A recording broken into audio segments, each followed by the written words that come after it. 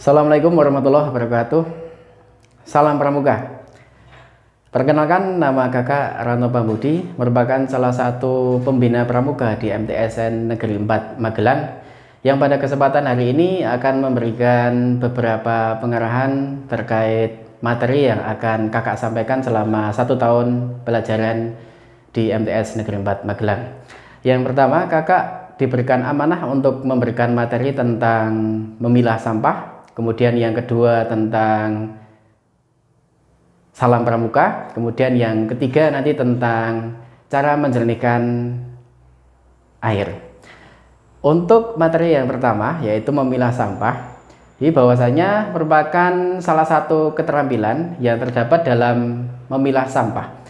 Pengelolaan sampah rumah tangga, pengelolaan sampah, mempraktekkan cara pengelolaan sampah secara composting, serta melakukan sosialisasi pengelolaan sampah merupakan syarat-syarat yang termuat dalam SKU Pramuka Penggalang, baik pada SKU Penggalang Ramu, Terap maupun Rakit.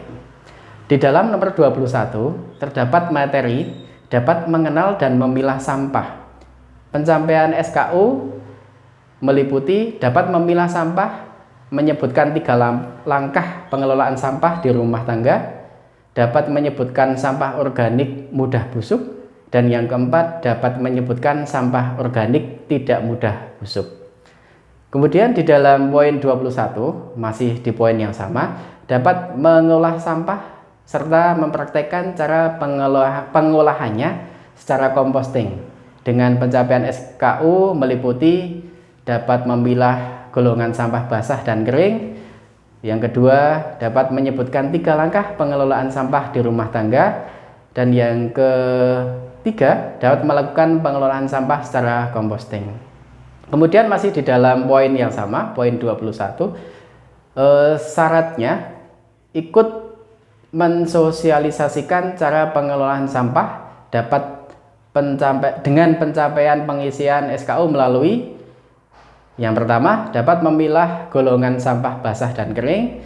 2, dapat menyebutkan 3 langkah pengelolaan sampah di rumah tangga. Kemudian yang ketiga, dapat menyebutkan sampah organik mudah dan tidak mudah busuk. Kemudian yang terakhir adalah pernah menceritakan cara pengolahan sampah di depan pasukannya. Seperti itu materi yang bisa Kakak sampaikan untuk memilah dan mengolah sampah. Materi yang berikutnya atau materi yang kedua adalah salam pramuka. Akan Kakak sampaikan beberapa macam-macam salam pramuka. Di antaranya adalah yang pertama, salam biasa. Apa itu salam biasa? Salam biasa dalam pramuka sebagai salam biasa terhadap sesama anggota gerakan pramuka. Dalam pemberian salam biasa tidak ada ketentuan siapa yang harus memberikan salam pramuka terlebih dahulu. Kemudian salam yang kedua adalah salam penghormatan. Apa itu salam penghormatan? Salam penghormatan adalah salam pramuka sebagai salam penghormatan yang diberikan kepada seseorang atau sesuatu yang jabatannya lebih tinggi. Orang atau sesuatu yang diberikan salam penghormatan dengan menggunakan salam pramuka adalah salam bendera putih saat dikibarkan dan diturunkan. Yang kedua adalah kepala negara dan wakil kepala negara, para duta negara, panglima tinggi, para menteri, dan pejabat lainnya. Yang ketiga adalah jenazah yang sedang diusung atau dikuburkan. Kemudian yang keempat adalah lagu kebangsaan Indonesia Raya saat sedang dikumandangkan dalam acara resmi. Kemudian yang terakhir adalah hendak memasuki makam pahlawan. Kemudian yang ketiga adalah salam janji. Apa itu salam janji? Salam janji adalah salam pramuka sebagai salam janji yang diberikan kepada anggota gerakan pramuka saat sedang dilantik. Pemberian salam ini dilakukan saat anggota yang dilantik mengucapkan Satya Pramuka atau lebih kita sebut sebagai Trisatya, Dwi Satya. Saat salam janji juga diberikan saat pengucapan Satya Pramuka dalam acara ulang janji. Kemudian materi berikutnya yang ketiga tentang teknik penjernihan air dan penyaringan air. menjadi salah satu materi yang terdapat dalam syarat kecakapan umum atau biasa kita sebut sebagai SKU.